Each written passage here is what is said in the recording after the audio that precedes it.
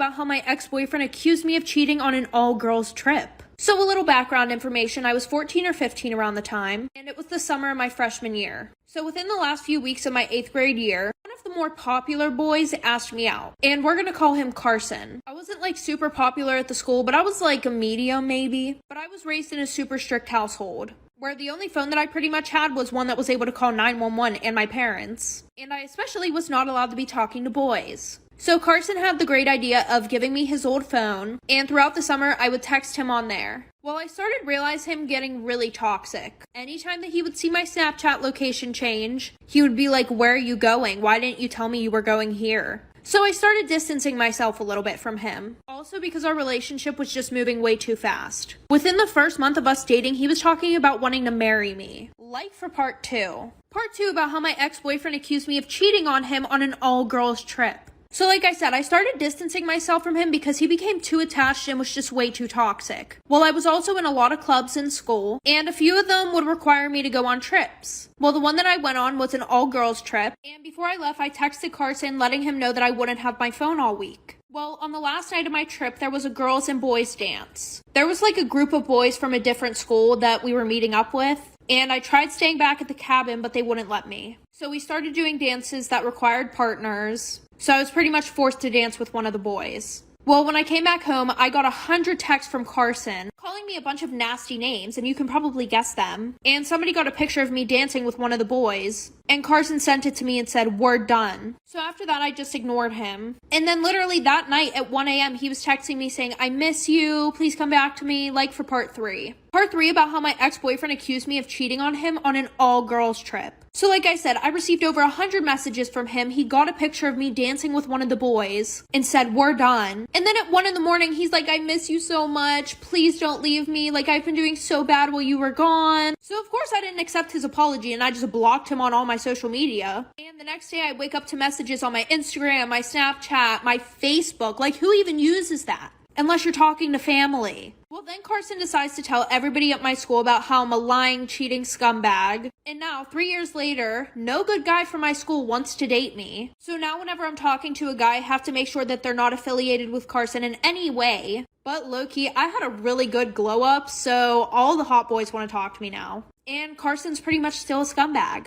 Story time about how I did the you-know-what with my celebrity crushes. Disclaimer, this is not my story time. It was sent to me on Instagram. I'm from a really small town in the Midwest. Growing up, I knew I wanted to go to LA and be famous. As soon as I turned 20, I decided to move to LA. Showed up to LA with $400 and a dream. My dream was to meet all of my celebrity crushes. I happened to be tall and pretty good looking, so I got myself a modeling agency. A few weeks after I got to LA, I booked my first job. I got to model for a runway show. From there, I met a stylist who introduced me to a bunch of people. And from that, I was able to start going to a bunch of industry parties. I met tons of celebrities, influencers, and basically socialites. I even met Kim Kardashian at a party 4 years ago. When I would go to these parties, I would tell people that I was a model. But in order to prove that, I had to have a pretty big following on Instagram. So I took all of my savings that I had, and I bought myself 100,000 followers on Instagram. With those 100,000 followers, I was able to get verified. And after that, I started DMing as many celebrities as I could, especially my celebrity crushes. And no, I won't say who they are. After a few weeks, I still didn't have the responses that I wanted, aka from my celebrity crushes, but I started getting some responses from other celebrities. Not as famous or good looking, but still people that could definitely help me get to them. Basically, my life consisted of going to castings, go-sees, and going to photo shoots. I also started doing music videos, and this is when it really got interesting. I started meeting tons of rappers and started getting invited to bigger and bigger parties. Like, really exclusive parties. The kind where you couldn't take your phone in, and the kind where you had to sign an NDA to make sure that you couldn't say anything about what you saw at the party. My Instagram was also growing really quickly. I went from 100,000 followers to 150,000 within a few months. I even became really good friends with some celebrities that worked on TV shows, like the kind of TV shows that you guys see on Netflix. I felt like I was getting closer and closer to my dream, but still, I never met my celebrity crushes at any of those parties. One morning, I wake up to a few DMs on my Instagram, and it was one of my celebrity crushes. I basically sent him a message just saying, "Hey, I'm in town, I'd love to take you out for a drink." And he replied with a yes. Nothing else, just a yes. I quickly replied and asked him if he wanted to go for a drink that night. He agreed to meeting up at a bar on Sunset Boulevard. I want you guys to understand something though. I was looking for a boyfriend, not just a one night, you know. So I wore my cutest outfit, nothing sexy. I basically looked like a Chanel model from the 1950s. As soon as he saw me, he told me that I was beautiful and we got to talking. Everything was going really great. After that, you know what happened. But here's the thing. I messaged him on Instagram the next day and he didn't reply. He didn't even ask me for my phone number. I got really sad, but the next day I opened up my DMs to another celebrity crush. Part 2 is up.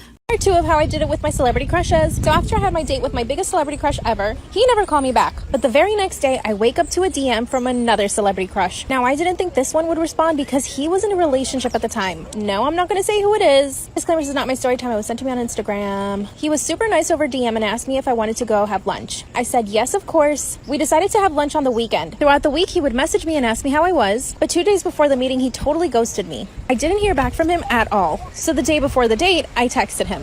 He finally replied and told me that he had been working. We decided to have dinner and he started asking me tons of questions, like if I had a boyfriend, and I told him I was totally single. When I asked him if he had a girlfriend, he stayed quiet. He said he didn't want to answer that question. Of course I knew he had a girlfriend because it was all over the tabloids. Like there were tons of paparazzi pictures of them together. But here's the thing. We had a fancy dinner. Then he asked me if I want to go back to his place. Of course I said yes. And when I get there, I see pictures of him with his girlfriend, the one he didn't want to talk about before. I then go to the bathroom, open the cabinets, and it's full of girl stuff. I quickly realized that he took me to his girlfriend's place to, you know what? I mean, maybe they had an open relationship, but at the same time, like, why would he take me to his girlfriend's place? But I kept my goal in mind. We finally, you know what? And then afterward, he asked me if I wanted to sleep over. That's when I told him no because I knew that we were in his girlfriend's place. He starts laughing and tells me that she's out of town and that she'll never find out that he took me there. I asked him how many girls he's taken there before, and once again, he said he didn't want to answer the question. He then hit me up every single day for like a month. I didn't know if I should see him again because of the whole girlfriend thing, but then I got another DM. Part 3 is up. Part 3 about how I did it with my celebrity crushes. Clear, this is not my story time. I was sending me on Instagram. So finally, my third celebrity crush DMs me back. No, I'm not going to say who it was, but he's pretty famous. He actually invited me over to his place for dinner. He ordered some takeout and we watched a movie. We finally got down to it. Hey, you know what? And it was really bad. And the worst part is, afterward, he asked me if it was good. Of course, I lied and said, yes, it was great. The look of relief on his face was apparent. How could he be so insecure being so famous and so attractive? I didn't get it. I actually did go out with him 2 more times, but I kind of got bored of him. Remember the second celebrity I told you about in part 2? He started getting really crazy. He would call me and text me all the time, and when I wouldn't answer, he would send me messages asking where I was. He became super jealous and controlling. I decided to block him, but I'm now considering if I should maybe unblock him, because the other celebrities I DM'd haven't DM'd me back. But I have a whole new list of celebrities I'm going to be DMing. Should I text number 2 back? What do you guys think? I, 18, and my lifelong best friend, Emily, 18, shared a dorm at college. For backstory, I started having really bad panic attacks when I was 10 after my parents died. My brother Dylan, 32, took me to a psychiatrist and I was diagnosed with GAD and put on Prozac. I've taken it ever since and I have occasional panic attacks, but it's been a lifesaver. Emily has stood by me through all of it, but she never liked the medication. She was raised extremely Christian as opposed to my agnostic upbringing and thinks I just need to repent and ask for God's forgiveness. Now, I'm pretty good at just ignoring that since I trust my therapist and doctor. However, since we've gone to college, she's been looking at me weird and making sign remarks every morning when I take my medication. She's asked me not to take it in front of her and I try to do it when she's in the bathroom, but she insists that she can hear the pills rattling. It has caused tension, but I never thought that she would do what she did. Thursday afternoon, I was feeling restless and went into the city with my girlfriend Ava. Emily thinks that we're just friends. We've had a great time, but Emily kept texting and calling even though I insisted everything was okay. I'm usually okay with her being so overprotective because of an incident when I was 14, but I just wanted to be with Ava, so I told her I'd call if anything happened and turn off my phone. A couple hours later, I got back to the dorm and Emily screamed at me for having my phone off and threatened to call my brother and sister-in-law. I apologized because I didn't want her to call and worry them. She accused me of not having morals anymore and I just didn't say anything and went to bed. Friday morning, I was getting ready and found that all my clothes were missing. I asked her about it and she said, "You don't need drugs, you need to pray," and she said that she had flushed them. I lost my temper and told her that I need my medication to function properly and she had no right to do that. I had to go all day without it and it was a complete disaster. I had to step out of chemistry lab because I felt so bad. It was about time to replace the prescription anyway, so I did that and I'm hiding it in my backpack. However, Emily is demanding an apology for how I yelled at her and her boyfriend agrees with her completely. Ava, Dylan, sister-in-law, and other friends think that I'm completely right and should be angrier. We've been friends for so long, I feel like if I don't apologize, it'll all be over and the rest of the freshman year will be so awkward. I know she'll hold a grudge for a while. I shouldn't have shut off my phone, but she knew where I was. She has my Snap Map location and that I wasn't alone. I just want it all to blow over. Am I the asshole for yelling at my best friend when she threw away my anxiety medication? Story time about how my date turned out to be a serial killer. Disclaimer, this is not my story time. It was sent to me on Instagram. I recently got promoted at my job and had to move to a new city. I didn't know anyone in this new city, so I decided to sign up for some dating apps. Within a few days, I was already talking to some guys. One of them in particular was really nice and I could tell he was really trying to get to know me. So I gave him my phone number. From there, we texted for about a full week. He would say good morning and good night. He would always ask me questions and act like he was just really interested in me. I decided that I really liked him and I told him. That's when he asked me if I wanted to go on a date, and of course, I said yes. We decided to meet up for dinner during the weekend. On the morning of the date, I sent him a text message saying good morning. I didn't hear anything back from him. At first, I thought maybe he's just stuck at work. An hour before the date, I still hadn't heard from him, so I decided to send him a text. And he did not reply. So of course, I ended up going to dinner by myself anyway. But when I got home, I had a message from him apologizing for standing me up. When I asked him what happened, he told me that he got stuck at work. And I decided to believe him. I had no reason not to trust him. I decided to give him a second chance when he asked me out again. The following weekend, we decided to have a picnic. But same thing, a few hours before the date, I still hadn't heard from him. That's when I sent him a message asking him if he was going to show up or not. And I didn't hear anything from him for a few hours. Finally, he messaged me once again saying that he got stuck at work. He begged me for another chance, and I said yes. A few days later on the news, I saw that 2 women had disappeared after going on a date with some guy. And both of the women had disappeared in the area that I lived in. When I told my parents about it, they urged me not to go on any dates. So I decided not to tell them that I actually had a date that week. The following day, we meet at the restaurant. As soon as I see him, he's really sweaty and nervous. And when he hugged me, he smelled really bad. As in B.O. I didn't want to judge him, but I asked him if he was okay. That's when he told me that he'd been working every single day nonstop. Then I'd look at his fingernails and they're full of dirt and what seemed like some red stuff. I asked him what he did for work again, and you'll never guess what he said. He said he was in mergers and acquisitions. Then he laughed. This is where it gets scary. Part 2 is up.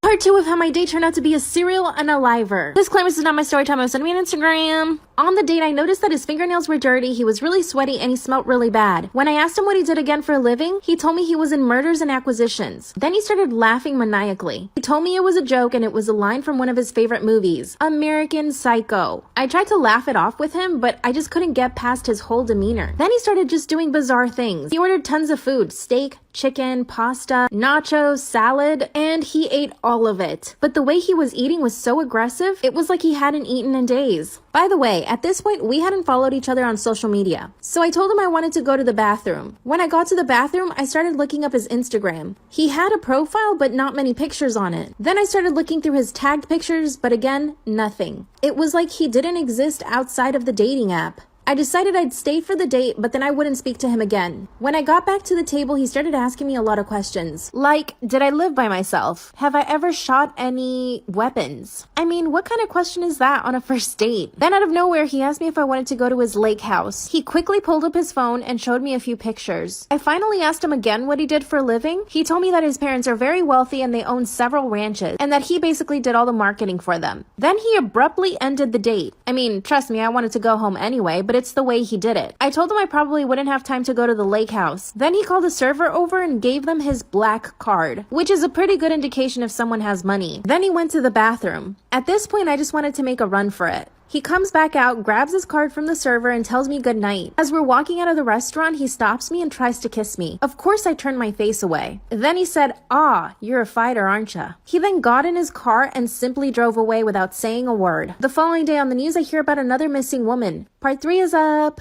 Part 2 of how my date turned out to be a serial unaliver. Disclaimers is not my story time. It was sending me on Instagram. If you haven't seen part 2, go watch it. The following day, I hear that another woman is missing. This is when they showed a description of the man they think kidnapped the women, and it looked exactly like my date. They even mentioned the dating app that he used, which is the same one we met on. So I decided that after work, I would go to the police myself. I spoke to the detective and gave him all the information. His name, his social media, his dating profile, and I even told him about how he behaved on the first date. Later on that night, I got home and blocked him from everything. 2 days later, the police show up to my job and told me that they caught him. And when they went to search his lake house, they found the missing women. Apparently, he would lure women to his lake house and keep them there for days, eventually unaliving them. The police told me that if I hadn't followed my instincts, I might have ended up like they did. He's now in maximum prison, and somehow he managed to send me a letter. I burnt it as soon as I got it. Apparently, he still wants to talk to me. Never trust him when you meet online. I'm 23 and visibly Muslim, and I wear a hijab. I also live in the south of the USA. Thankfully, the specific city I live in is a large metropolitan one, so it's incredibly diverse and I rarely run into any issues. However, my friend, let's call her Sally, 24, is marrying a man whose family is conservative American. Now, I couldn't care less about someone's political views unless they start trying to talk to me about it or shove it down my throat. Then in my opinion, they invited me to the debate, so they should be prepared to hear my opinions since they gave theirs unsolicited. Now, the only time I don't do this is when it could negatively affect someone else, such as a week ago when I went to Sally's engagement party. Her in-laws were loudly talking about politics I didn't quite agree with, but they weren't talking to me, and even if they were, I wasn't going to cause drama and a fight at my friend's engagement. engagement party. However, during the party, I spent most of my time hanging out with a few friends while Sally's in-laws kept looking at me oddly from the side of their eye. I tried not to take it to heart, so I ignored it. The next day, Sally called me to thank me for coming. At some point in the call, she seems nervous to say something, so I asked her to just spit it out. That's when she admitted that I made her in-laws uncomfortable and as though they couldn't freely talk with someone like me around. I said sorry, but her in-laws seem like blatant racists, but it's not like I'm the one marrying them, so if she likes them, then I hope she has a great wedding and I just won't come. Now, Sally was expecting my help at the wedding as I freelance as a makeup artist. So she asked if I can take off my hijab for the wedding and do her makeup while not scaring her in-laws. This is when I replied, no way in fucking hell would I ever change myself or compromise my religion for a bunch of strangers, and I won't step foot near them as I'd hate to scare them. Now she's mad I offended her and her future family, and while my other friends say her suggestion was wildly inappropriate, I did promise to do her makeup for free, and with the wedding only a month away, I left her in a tough position. So am I the asshole for refusing to take my hijab off for the wedding?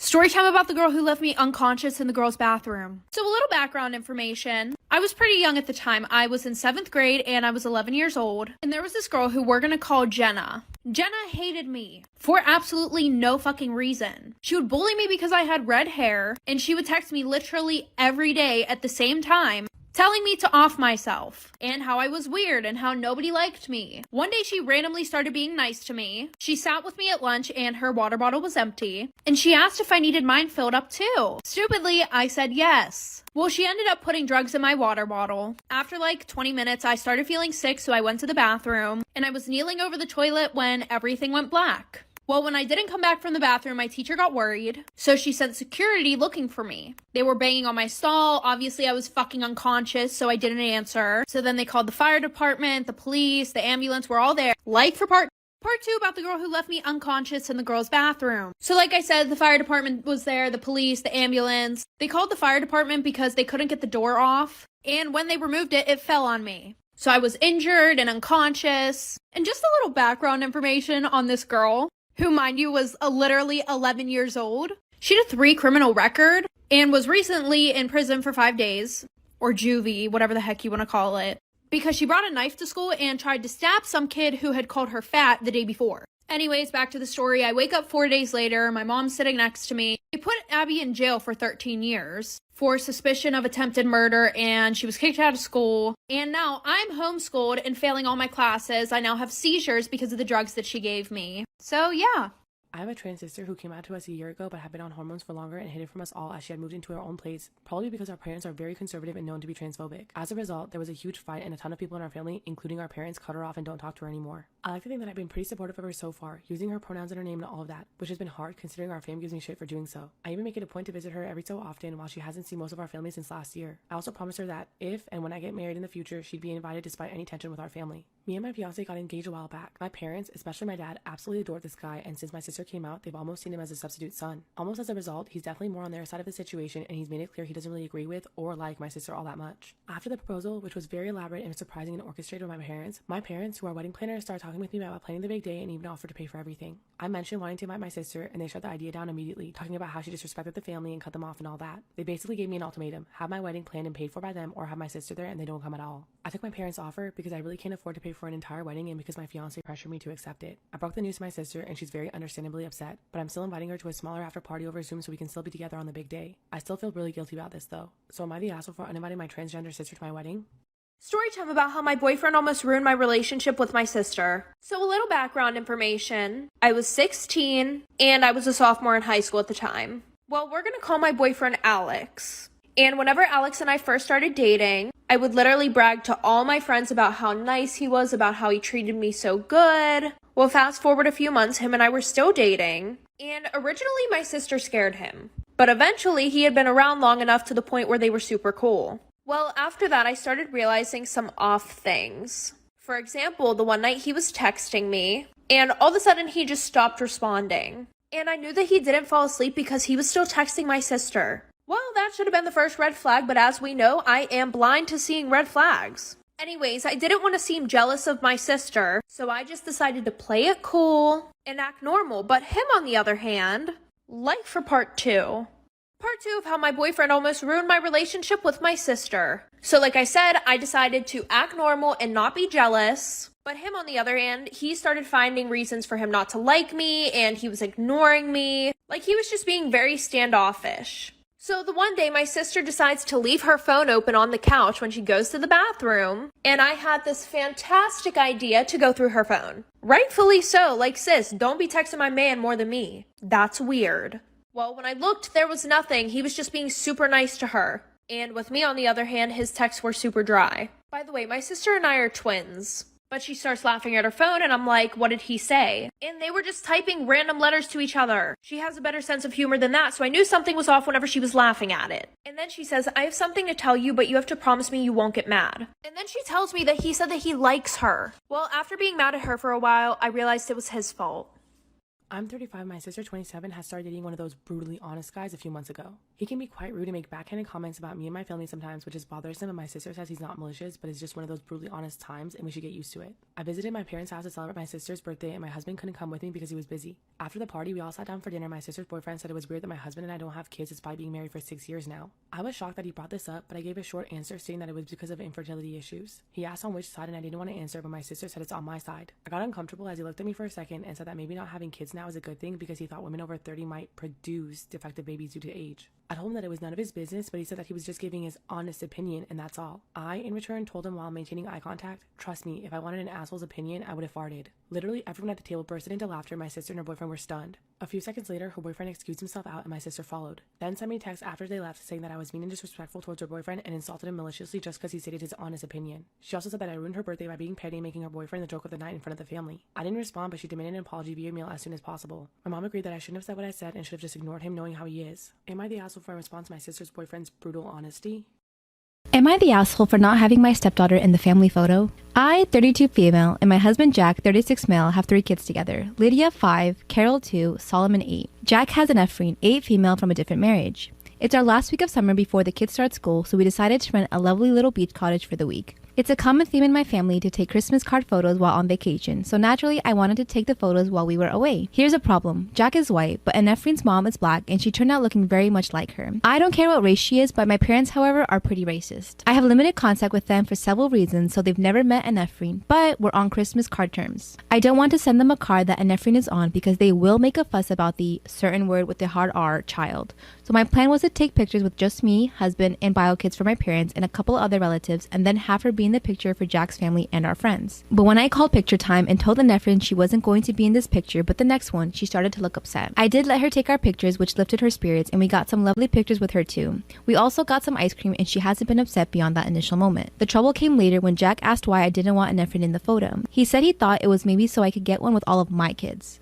I didn't want to lie to him, so I told him why, because I don't want Ephraim to be exposed to people who could potentially and emotionally hurt her. Just like that, he went from being understanding to pissed. And I guess he said, she didn't want you in her picture because you're black, or something like that to his daughter, and now she's upset with me too. I really wasn't trying to hurt her in any way. I did this out of care and love, but I think I might have done it in a wrong way. So, am I the asshole? Am I the asshole for helping my friend catch her boyfriend cheating? I, 27 female, and my friend Abby, 26 female, have known each other for our whole lives. Abby and her boyfriend Tony, 29 male, have been together for 3 years. Everything seemed to be going well between them, but over the last few months, things have started to go downhill. Abby has been telling me for months now that she is certain Tony has been cheating on her. However, she has no evidence. She just has a gut feeling that won't go away. After stressing out over it for months, she finally decided that she had to catch him in the act. A month ago, Abby came over to my house and told me that she had a huge favor to ask me. She told me that she knew I was Tony's type and he would go bonkers if I were to hit on him. She told me that she wanted me to accidentally bump into him at different places that he would go to. She would tell me in advance where he would be and what time he would be there. She then told me to gradually become more flirty over text and call in order to make it appear more real. I was hesitant at first, but Abby was crying and begging me to do this. She had to know the truth. I eventually gave in and went forward with the plan a couple of days later. To make a long story short, Tony fell for my fake advances almost immediately. Within the first week, he was saying how hot I was and how he's had a crush on me and that he wanted to hang out. The final nail in the coffin that confirmed everything all took place yesterday. We made plans to meet at an obscure motel with the intention of hooking up. Abby went to the motel before me and Tony in order to catch him red-handed. After me and Tony arrived, he gave me a hug and started making out with me. Abby jumped out of hiding and started screaming at him that they were over. She exposed him all over social media, which resulted in him getting trashed by most of their friends. Abby thanks me and says she finally got the closure that she needed. However, a few people are saying that what I did was tacky and immature. They're saying I should have stayed out of the relationship entirely. So, am I the asshole? Am I the asshole for helping my sister and her husband start their life together? My little sister recently got married. She asked me to help make the beginning of their lives easier, and I agreed. We bought them a house, paid off their student loans, and gave them money to put away. At the time, my wife had no problem with it. But my sister and I had a dispute which caused my sister to call her a leech who thinks my brother's money is hers. Now my wife is upset at me for helping them and demanding they pay us back. She apparently used my phone to text my sister that she needed to pay us back with interest. My sister thought it came from me and was upset that I'd attached stipulations after the fact. I was confused and she explained things to me and I realized my wife must have done it. Am I the asshole for helping my sister and her husband start their life together? I don't understand why my wife is upset. So I told my wife that I can't just ask my sister to pay me back when she doesn't have the money to. She says my sister could make it the way we did. I told her that was unreasonable and she said what's unreasonable is you spending hundreds of thousands on your sister. I reminded her that we paid for her mother's hip, her brother's cancer treatment, and her father's hospital bill after a stroke. She said that's different and I need to get my priorities straight and drop them. While I agree, I feel obligated to help friends and family who aren't as fortunate as me. Am I the asshole for buying my girlfriend fake perfume? I've dated my girlfriend for a little under a year now. I've come to love her a lot and my love language is gift giving. She's always been the type of girl that's just not hard to love. Guys always approach her and understandably. She could easily be anyone's dream girl. Everything about her is feminine down to her hands and how she comforts me or makes me food. She has an expensive look to her but does all her self-care herself and is amazingly cost efficient about it. Most of the guys that approach her are trust fund babies.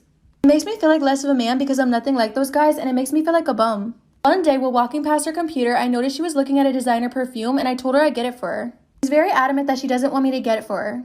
Am I the asshole for buying my girlfriend fake perfume? I look into it and the perfume is $300. WTF. I don't see the point in that, but my pride would be hurt if I went back on my word, so I find a fake on eBay for much cheaper. She sprays it and she has a blank expression. I ask what's wrong and she gives me a hug and a kiss on the cheek thanking me. I don't know why, but it made me feel like shit. I was expecting a bigger reaction. I keep pushing and she tells me she loves the idea, but it's obviously fake. I felt this was extremely ungrateful and I called her a brat for even caring if it was fake or not. I said she was materialistic by literally just looking at it and smelling it and thinking it was fake. She said it's dumb that I made a big show about getting it for her if I was just going to do this. My husband and I, both in our early 30s, have been together for over a decade and made the decision not to have kids. I like kids, I have nieces and nephews, but we just don't want them for our own reasons. He had a vasectomy, which only a few people know about. Our families are aware we don't want kids as they've asked us before during different major life events. Our wedding, for instance. We recently bought a 3-bedroom home with a nice yard and a nice area. Excited to show our new home to family and friends, major upgrade from our previous home, we hosted a housewarming. During the party, one of my sibling-in-laws, Alex, made a few indirect comments about all the space and how kids would love it in our house. Eventually, they asked point blank when we were having kids. I made a lighthearted joke about it, which is my go-to for this question. Oh, well, I like sushi too much to have to give it up for pregnancy. Plus, not drinking for pregnancy and breastfeeding? No thanks. I try to make it very lighthearted and laugh it off. Most people just laughed along. That seemed to anger Alex and I was told, children are a joy and a good mother puts her kids before everything else. I agreed. Children are a joy. I like spending time with my nieces and nephews, and obviously I can't be a good mom if I chose sushi over kids, so I just won't be a mom. I was still trying to brush it off in a gentle way because I'm not trying to start a fight by telling them to stop asking in front of everyone because I know my tone will be seen as rude and abrasive. We move on, but Alex is still annoyed and making little comments in their group about how flippant I am about it and how when it finally happens, then I'll understand. My husband heard this and said jokingly, well, if she gets pregnant, that'll be a problem for the divorce lawyers. That seemed to piss them off more, but they stopped. With the holidays coming up, we haven't been invited to Alex's usual Halloween bonfire. When my husband spoke to his parents, they told him that Alex was annoyed that we were so careless and callous about our child-free status. They had realized that we had taken permanent steps to ensure we never had kids. Alex said we know that they had to do IF treatments just to have kids and that we're assholes to just not care. I feel bad because they did do IF and lots of fertility treatments to have their kids, and even then they still had a few miscarriages. I can't imagine wanting kids and struggling to have them and then deal with miscarriages. But at the same time, I'm so tired of justifying and living my life how I want to. I guess I hurt their feelings by saying that I prefer sushi to children. Am I the asshole for saying that? I'm 20 and recently found out that I'm pregnant, which came as a surprise because I'm on birth control. I made an appointment with an OB that's close to me with high ratings to confirm the pregnancy. When I walked in, I was immediately concerned because the woman behind the desk is a friend of my mom's. They're not super close and I hadn't seen her in years, but they've known each other since high school and I know that they sort of keep in touch. I didn't feel ready to tell anyone other than my boyfriend and obviously the doctor about the baby. I was freaking out a little, but my boyfriend assured me that she wouldn't be able to say anything to my mom about the baby without my consent. When I got home, my mom was already waiting for me because she already knew about the baby. Apparently her friend had texted to congratulate her before I could even make it home. Everything's gonna be okay, my mom is being super supportive, but honestly, I'm pissed at this lady and I want to report her to the OB. My family is supportive of the baby, but if she had opened her big mouth to someone with a different kind of family, the outcome could have been really bad. My boyfriend agrees with me, but thinks it's kind of Karen-ish. On the other hand, my mom thinks her friend crossed a few lines, but to report her and potentially put her employment at risk would be petty and an asshole move. I think my mom's friend is an asshole and potentially a dangerous one at that. Would I be the asshole for reporting her big mouth to her employer? Am I the asshole for buying my cousin's dream car to prove a point? I, 26-year-old female, work a corporate job at a major fast food chain. I won't say the exact title, but I don't work at an office and spend most of my time visiting and coaching stores and associates. Because of this, my family seems to be under the impression that my job is a loser job, despite me making well over $150,000 a year.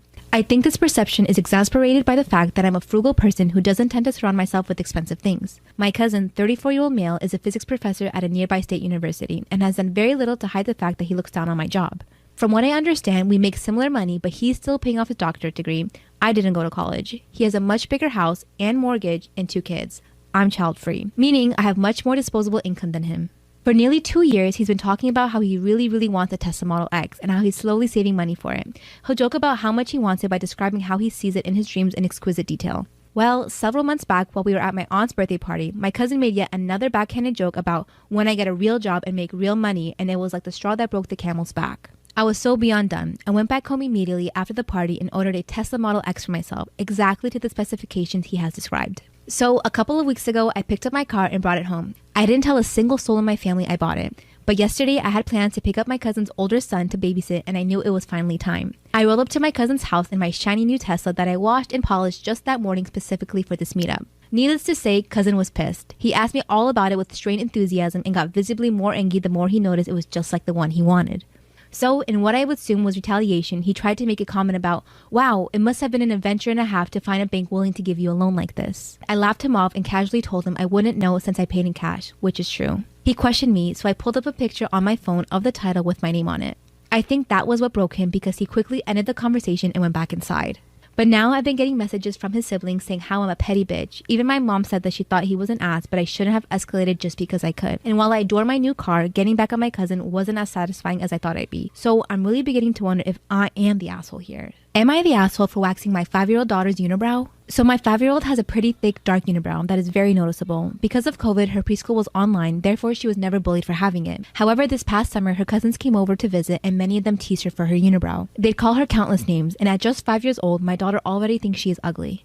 It breaks my heart because nobody, let alone a 5-year-old, should think they are ugly. I reassure my daughter she's beautiful and not to listen to her cousins, but my daughter still believes she is ugly. In a week, she is starting kindergarten, and I really do not want the bullying to get worse there. So yesterday, I took it in my hands to wax her unibrow. I didn't shape them or anything, just waxed the middle off to get rid of her unibrow. My daughter was elated, looking in the mirror and calling herself so pretty. It warmed my heart to see her so confident in herself, but I made sure to remind her she was beautiful both ways. When my husband came home, my daughter was so excited to show him her eyebrows. In front of her, he called her beautiful, but after she left, we had a huge fight. He said it was horrible of me to be subjecting my 5-year-old daughter to beauty standards. And at such a young age, I'm pushing it on her instead of telling her she is beautiful the way she is. And no 5-year-old should be waxing their eyebrows, and I'm pushing the mentality that she's only beautiful without her unibrow. And that my daughter is too young to know what she even wants, and she should have been able to make her decision to wax it off when she is old enough. I truly understand all the points he has made. However, my daughter has told me she wants to get rid of her unibrow, and I didn't want her to grow up with the bullying and teasing and blame me because I could have prevented it. So am I the asshole for waxing her unibrow?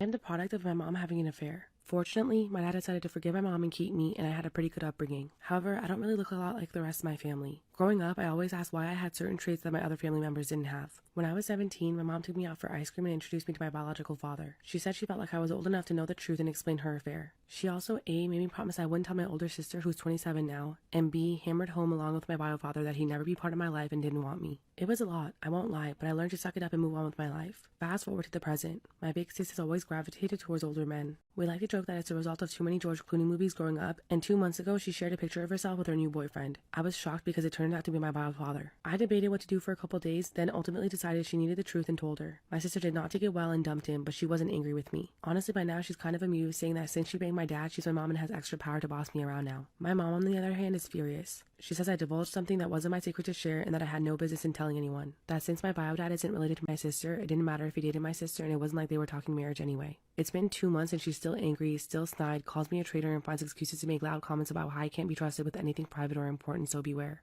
At the time, I thought I was doing the right thing, but I've never seen my mom this angry before, and she sustained her anger for a solid 2 months, so I'm starting to worry. Was I wrong for telling my sister the truth?